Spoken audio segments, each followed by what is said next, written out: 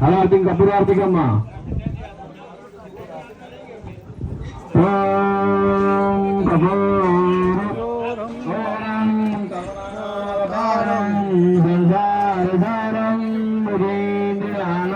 సదా వసంతం హృదయారవిందే భవం భవామి సైతం నమామి मंगलम भगवान विष्णु मंगलम गौर मंगल मंगली शिवे शिवार्थादिके शरणे त्र्यंबके गौरी नारायण शीतल जनेर प्रवृत्तेन पुष्पे रक्षते देवाभिवंदनम स्व आत्माभिवंदनम खुद की आत्मनिले हाथ में पुष्प लीजिए ओम यज्ञ जन्मे में जन्मे अष्टांग धर्माल धर्मा लेका में सदुर्गुरु साध्या संधि देवा हरिओम एक दंता विदो गुंडा दिमे तन्नो दंतो नाना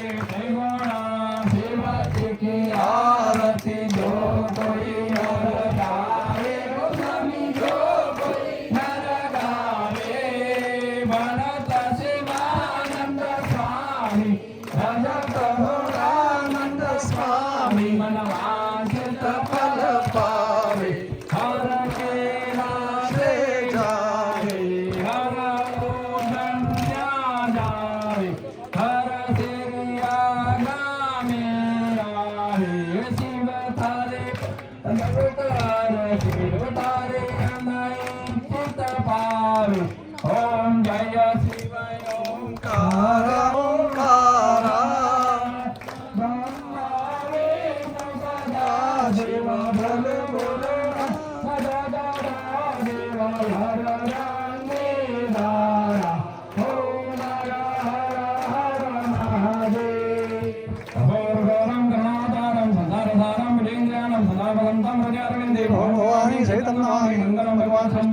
मंगलम पार्वती नाथ मंगलम सर्वमंगल मांगल्ये शिवे सर्वार्थ साधिके शरण्ये त्र्यंबके गौरी नारायणी नमस्ते शीतल गणेश प्रयुक्ते न पुष्पे नक्षत्र देवाभि वंदनम सभी देवतानां आरती वंदनम स्वात्मा वंदनम चालू दिशा में खड़े रहो सभी देवतानां आरती वंदनम ये बात तो बताओ भाई चारी दिशा में खड़े जाना नहीं हो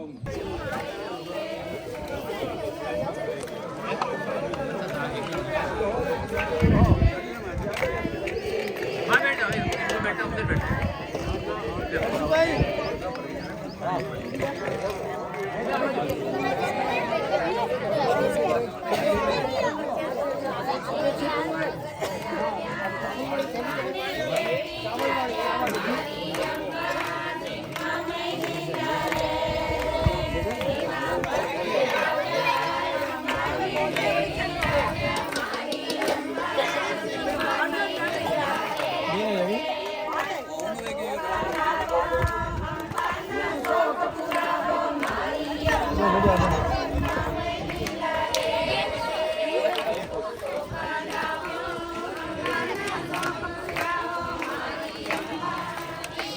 संतुष्या माई की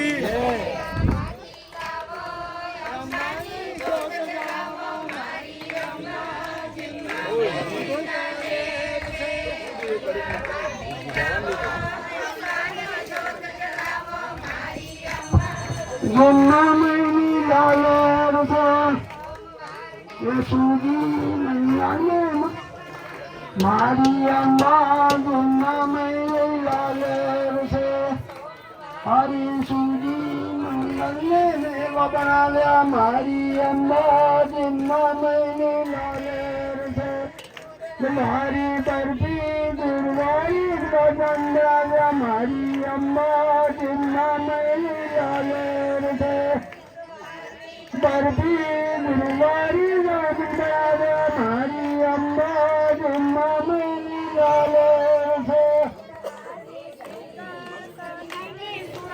हमारी अम्मा जिन्ना मैंने लाले से हमारी अम्मा जिन्ना मैंने लाले से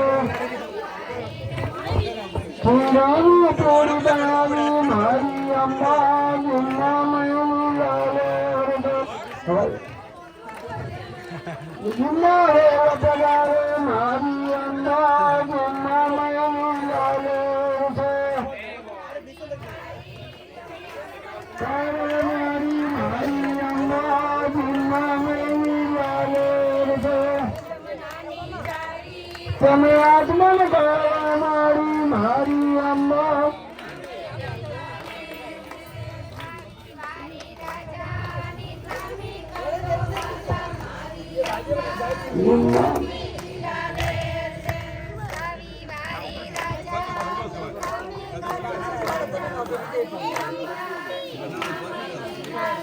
ले जाओ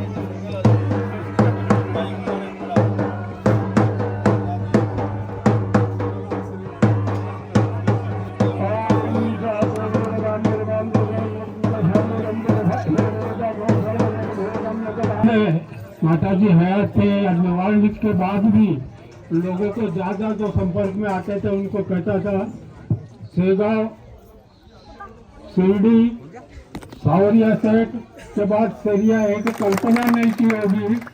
और मंदिर तो हर गांव में बनते हैं, चंदा रसीद लेकर घूमते हैं भगतगम।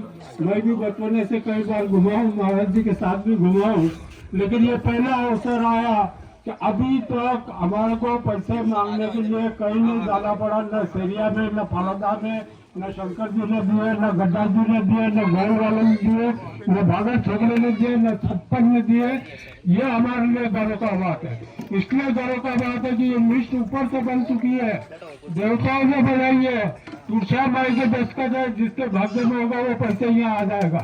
पर शाम को यहाँ बैठे बैठे मैं जगन्नाथ दादा और परशुराम जी तो बोले 1 लाख रुपए आगे चढ़े हुए हमारे बच्चे को क्या होगा, कहीं निकलना पड़ेगा। मेरे को सारा नहीं जाता बोले जो है 1 लाख कच्चे किलो में काट कर दे दिया। मैं इनका धन्यवाद करता हूँ।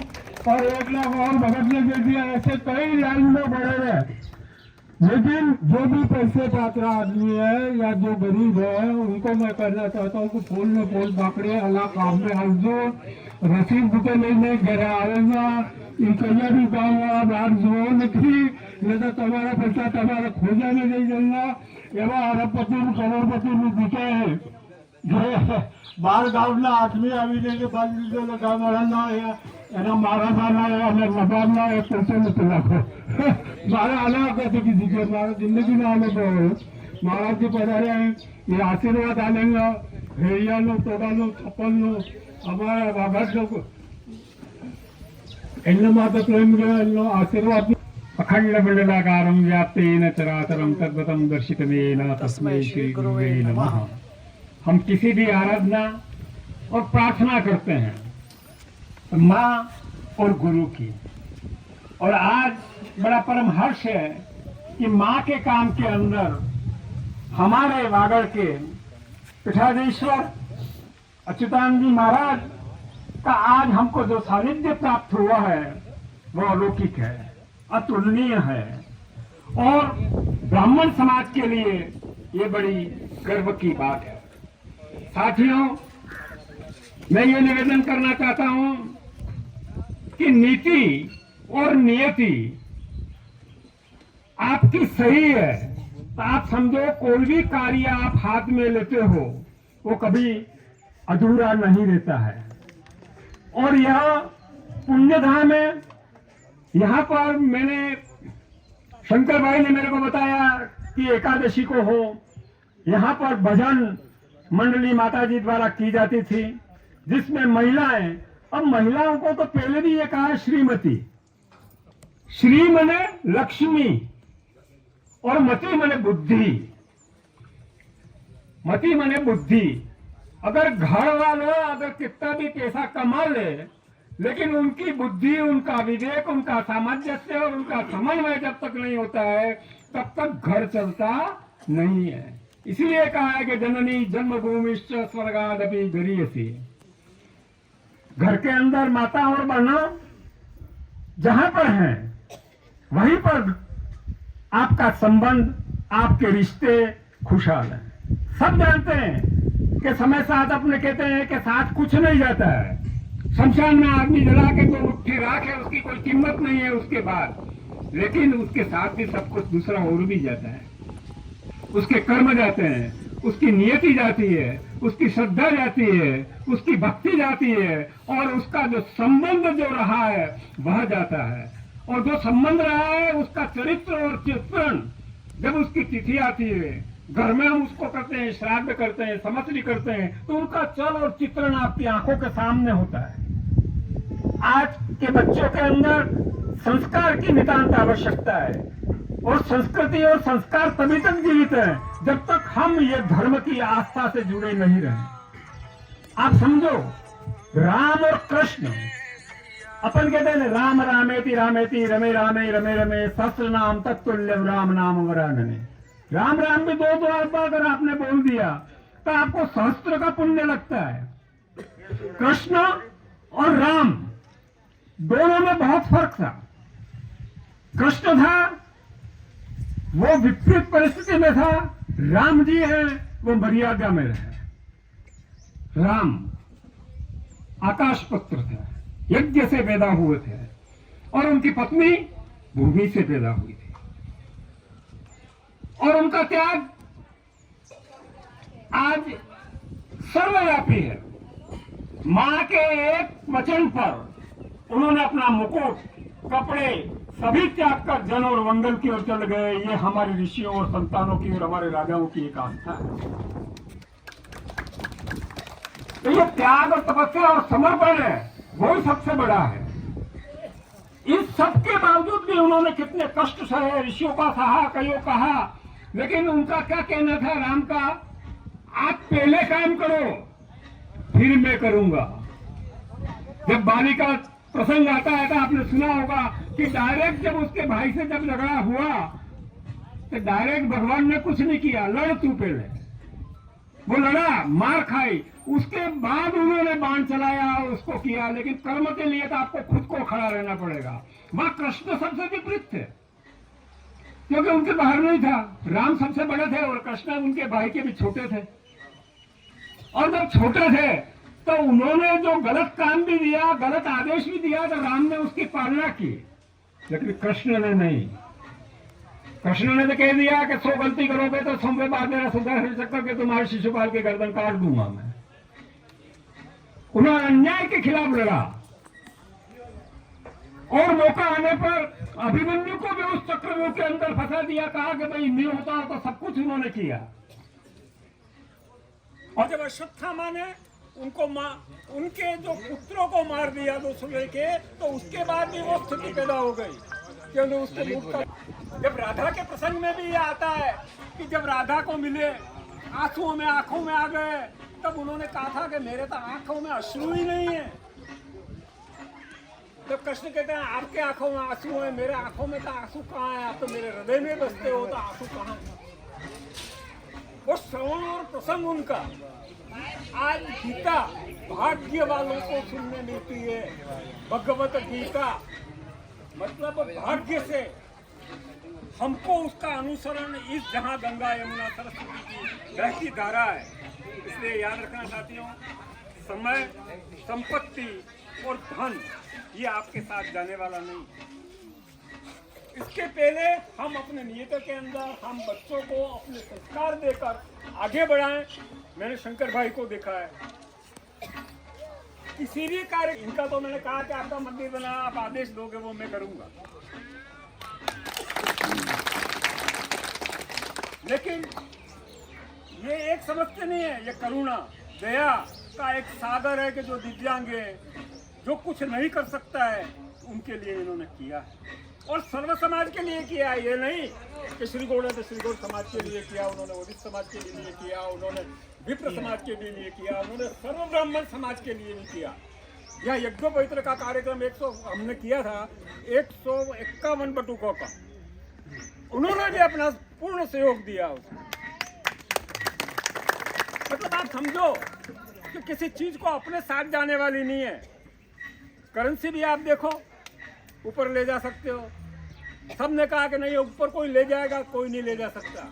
आप समझोगे कि इंग्लैंड की अलग है, अमेरिका की अलग है, भारत की अलग है, जहाँ जाओगे तो ऊपर वाले की करेंसी तो जो है वो आपकी नियति, नीति और आपका कर्म, क्या आप संसार के लिए धर्म में क्या कर्म कर रहे हो।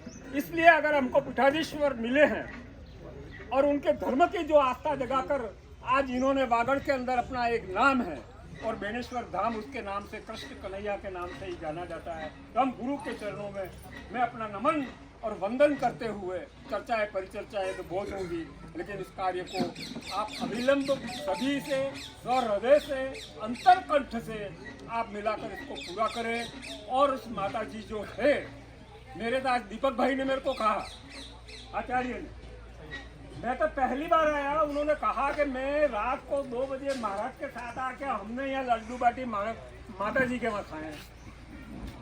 और उनको एहसास हो जाता था कि आज कौन आने वाला है, कौन जाने वाला है। ऐसी दिव्य शक्ति, परम शक्ति आपके धाम और इस गांव में विराजी हुई।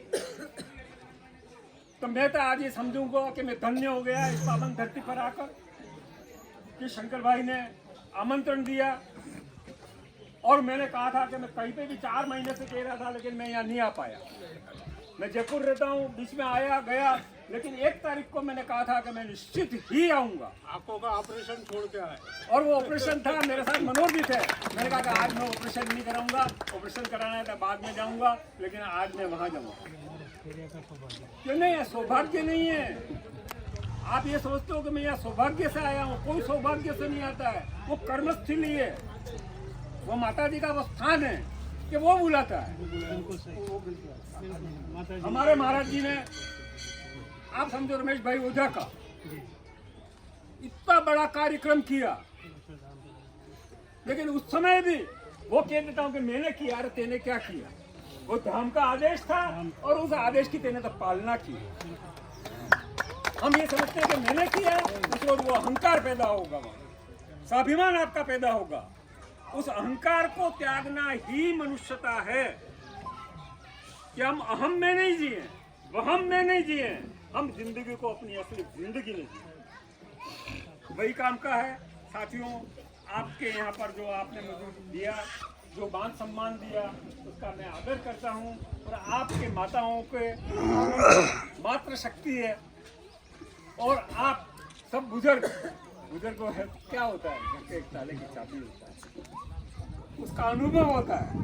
घर के अंदर का पिता सोचता है कि मैंने क्या किया, लेकिन उसका जो अनुभव है वो बच्चों को बांटे। सुख में दुख में परिवार ही एक रहता है। मैं अपनी वाणी को विराम देते हुए आप सारे ग्रामवासियों के चरणों में वंदन और अभिनंदन करते हुआ मैं वाणी को विराम देता हूँ। महावजी महाराज की संत शिरोमणि तुलसा माई की, शेरिया धाम की जय। जय महाराज। प्रातः स्मरणीय परम वंदनीय माँ तुलसा माता के श्री चरणों में नतमस्तक होकर प्रणाम करता हूँ। इस पावन धरती पर अनेक बार माता के चरणों का दर्शन का लाभ मिला है मेरे को। यहाँ की सूक्ष्म शक्तियों ने अनेक भक्तों के जीवन का उद्धार किया है और पूरी दुनिया के अंदर ऐसे गिने चुने स्थान ही हैं जहाँ आज भी सात्विक शक्तियाँ विद्यमान हैं। लोगों के पास थोड़ी बहुत सिद्धि आती है, दुनिया भर का दिखावा, आडंबर, पाखंड शुरू हो जाता है और अपना एक घूट बना करके जय जयकार शुरू कर देते हैं लोग। थोड़ी कथा कहानी किस्से कहने आ गए, वो अपने आप को बहुत बड़ा धर्माचार्य और बहुत बड़ा मतलब संत मान करके अपने को पूजवाते हैं। इन सब चीज़ों से परे एक आज्ञा शक्ति माँ जगदम्बा स्वरूप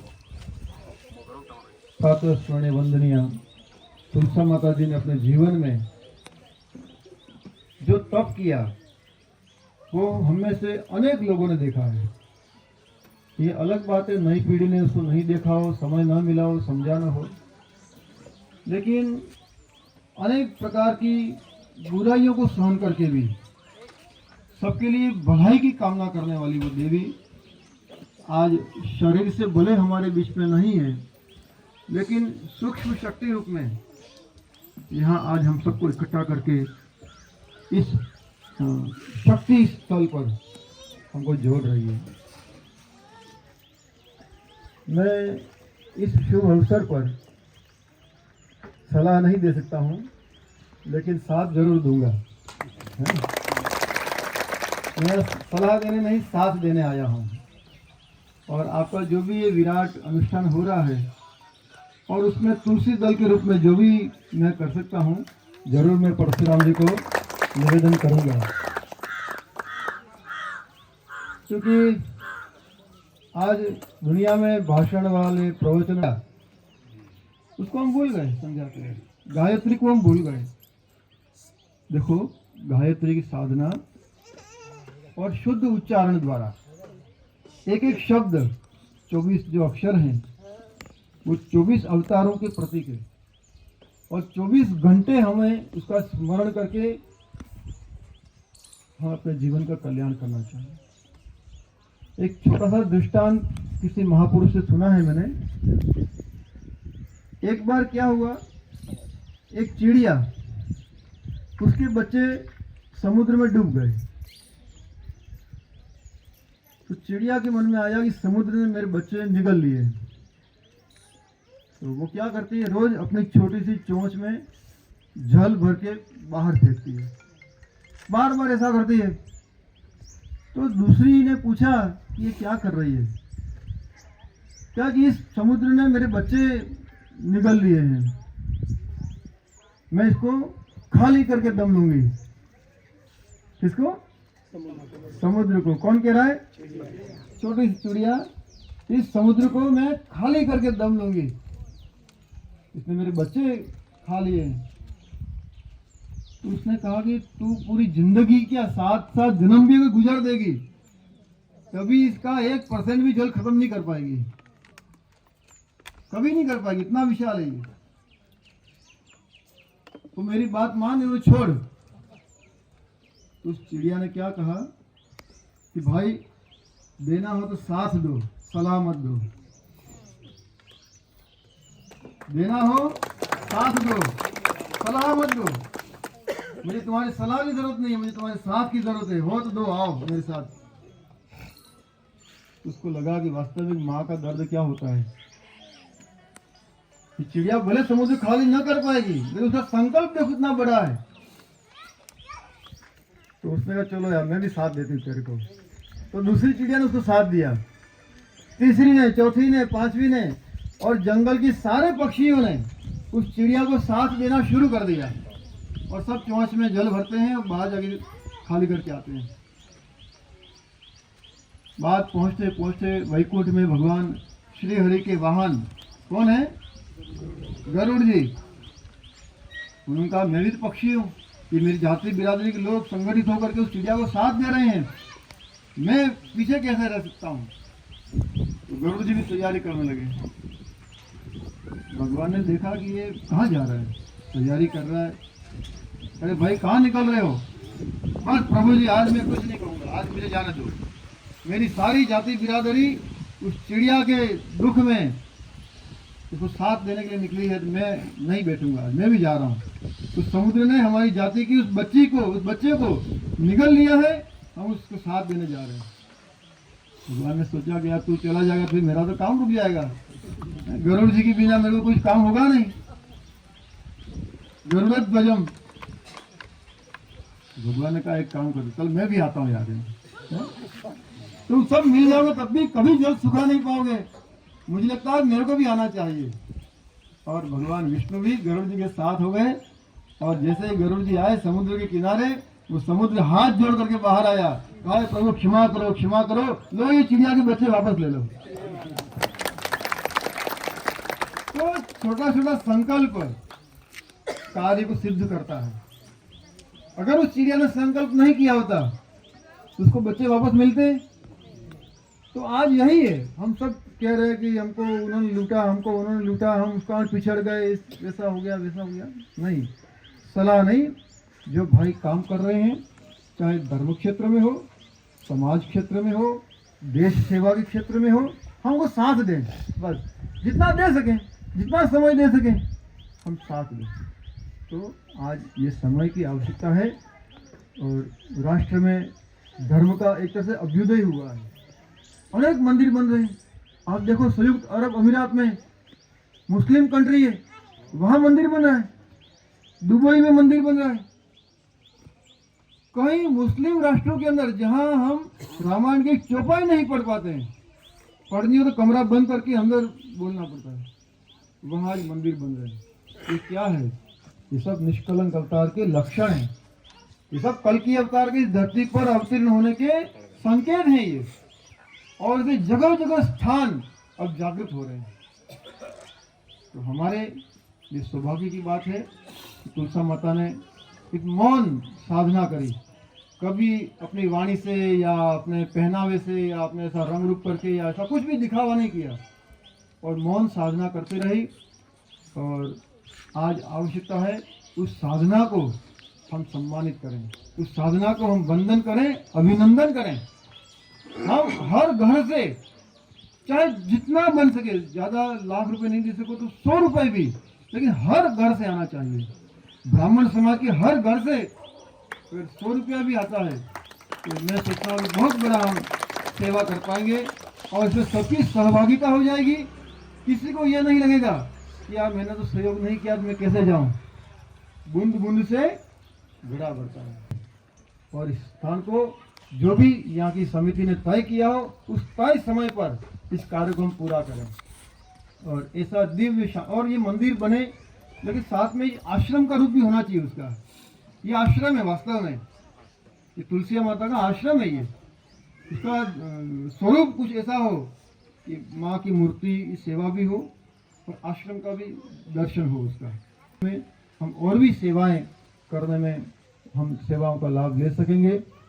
और मैं अपना जो निवेदन है, अपना जो आपके भंडारे में जो बन रहा भंडारा, उसे जो हमारा तुलसी दल चढ़ाना है बेणेश्वर का, भी हम भी परशुराम जी को चढ़ा देंगे। और बिल्कुल पूरी कोशिश करेंगे, दूसरे को भी प्रेरित करें कि सब लोग यहाँ इस कार्य में अपना हाथ बटाएं। अभी यहाँ से हम लोग सतपुड़ा जा रहे हैं और जहाँ भी निवेदन करना पड़े भक्तों को रास्ता दिखाएंगे। पुनश्च यहाँ हमारे विनोद जी बैठे हैं, विनोद जी जोशी, इनका भी बहुत बड़ा योगदान है हमारे बेणेश्वर के हर कार्य में। हाँ, लाखों रुपए का सहयोग, करोड़ों रुपए का सहयोग इन्होंने अपने जीवन काल में दिया। अभी इस अवसर पर हम सबके बीच में हमारे विप्र समाज के रत्न, ऐसा ही कहूँगा, एक मनीषी, एक चिंतक हैं, जैसे डॉक्टर दीपक दत्त जी आचार्य, जिनका अभी अभी सेवानिवृत्ति हुई है। और एक गायत्री अनुष्ठान, एक बगलामुखी माता की जो अनुष्ठान है। जय महाराज। गुरु वंदन के साथ गुरु ब्रह्मा, गुरु विष्णु, गुरुदेव महेश्वरा, गुरु साक्षात परब्रह्म। कर्नाटक आंध्र के बॉर्डर पे महाराष्ट्र में किन्वट है। इतना दूर से कल रात को ये यहाँ पहुँचे और इन्होंने एक शब्द कहा था मेरे को 8-10 दिन पहले कि माता की जी घट में गए तो मैं आऊँगा। तो मेरे लिए एक उदाहरण डाले तो माता जी जब हयात थे या इस धरती पर जितने भी संत हयात हुए, उनकी एक ड्यूटी रहती है कि शिष्यों को बच्चे टाइप मुंह में लेकर इधर उधर घुमाते हैं। और जब लोहा हो जाता है तो उनका रूप बंदर या बंदरिया टाइप रहता है। तो वांदरा लोग एक डाला तक दूसरा डाला बात ठेके ना बच्चा नहीं जुएगा, हमारी ले जाके तो हाथ छोड़ा तो मरा। आदमी के लिए तुम्हारे काम जरा पर हमें तो आ ज्ञान हिटी है जीवन में। तो मुँह आना टाइम में 5,11,000 आ जाए, हवा 5 लाख ने घोषणा करो हो। हमारी घोषणा सिर्फ सेरिया में थी, पहले 1 लाख लो तो बहुत आलंगा 1 लाख में शुरू कर जाएगा। लेकिन 2 करोड़ नो आश्रम नो वाय नो धर्मशाला मंदिर में 2.5-3 करोड़ नो बजट चाहिए। तो एने अलावा एरिया में अगर आने करते आंकड़ों को ये बती थी तो एना परसेंटेज माता मारने के आधी रात्रि उतारी ने 1 मिनट में नदी नहीं दसू इस निवेदन करो। और प्रशांत दादा ने निवेदन करो, प्रशांत जी घटना दिन जगन्नाथ जी, प्रशांत दिन जगन्नाथ जी सुनो निवेदन करो कि महाराज जी जो अंधारा में तब बेजरा बड़ी वाले जो मार कर तो वधारा आंकड़ो जुएगा। और ये अगर आंकड़ो वधारे बढ़ी जाए तो वधारे बढ़ूंगा और विरोध बिना हाथी लेंगे तो हम बॉम्बे में भी नंदीला बल पीछे 2 लाख का खर्चा किया और 15 से 20 मिनट में 20 लाख रुपए इकट्ठे कर दिए। इसलिए विनोद जी का हार्दिक अभिनंदन करता हूँ। धन्यवाद। जय हिंद। अब दोनों की जिम्मेदारी है। परवारा तभी बड़ी दौली किया।